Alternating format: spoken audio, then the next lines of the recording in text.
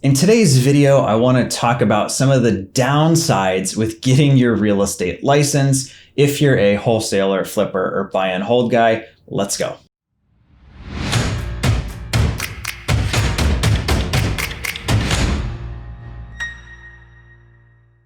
Similarly to Monday's video, I find that the best way to help you guys learn and progress forward as investors is by giving you a lot of the what not to do, right? You guys love the stories of here's where I've screwed up. And this is definitely one of them.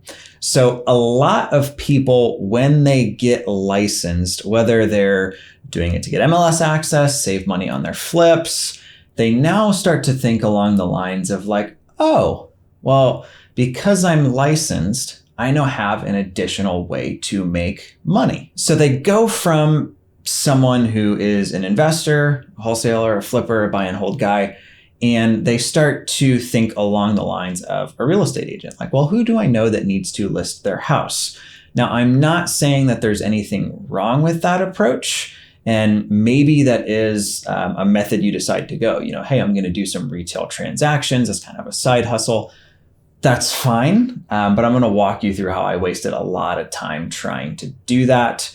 One of my favorite quotes is to begin with the end in mind, and that's really what I want to kind of drive home here. Don't get distracted by kind of the shiny object syndrome and start to do things that don't match where you really want to end up in business. If you're in a really expensive market where you can list $1 million, $2 million home, because that's everything that there is that's selling, this probably really doesn't apply to you.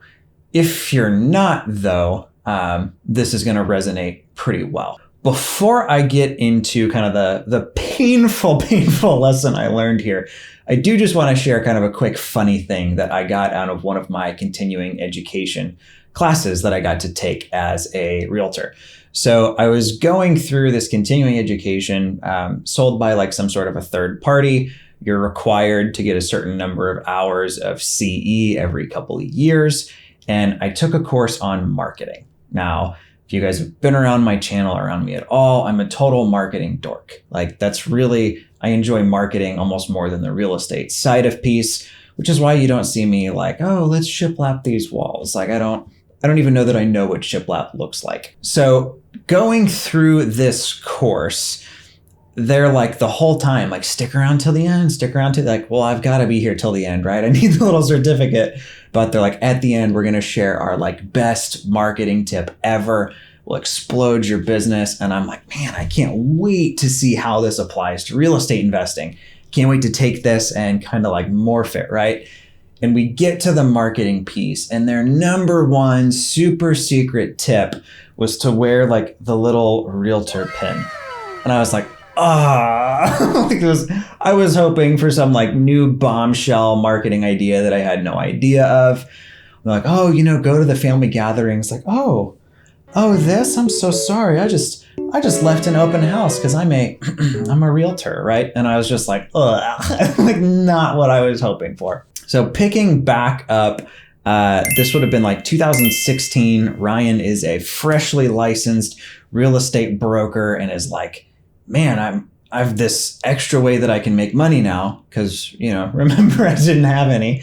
And it was I'm going to go represent some people. So I paid for, Zillow had this thing where you could pay to be a premier agent for a zip code. And it you get leads that way, right? From what I've heard, it's decent if you get a good zip code. I did the worst zip code in Indianapolis as far as crime goes. I did not know what I was doing. They were oh, we have this one available. And I was sweet. So I ended up working with this super, super sweet family that was in town from China. They were looking to pay cash for a house because their 18, 19-year-old son was going to be moving to Indianapolis to go to school. So I'm sweet, I'm gonna I'll totally help you guys find what you're looking for. Now I think their budget was $25,000 or $30,000. Now my early 20-year-old brain didn't do the math of what is 3% of $30,000. It's not much. So for an entire month, I walked these people through, I mean, it was probably, I don't know, 25, 30 different properties of like everything that was sub 30,000 that was available in Indianapolis. It was all horrible, needed tons of work. We finally found a good house, and I want to say the purchase was something like $25,000. And I was like, sweet, I'm going to start to like earn money off this real estate license.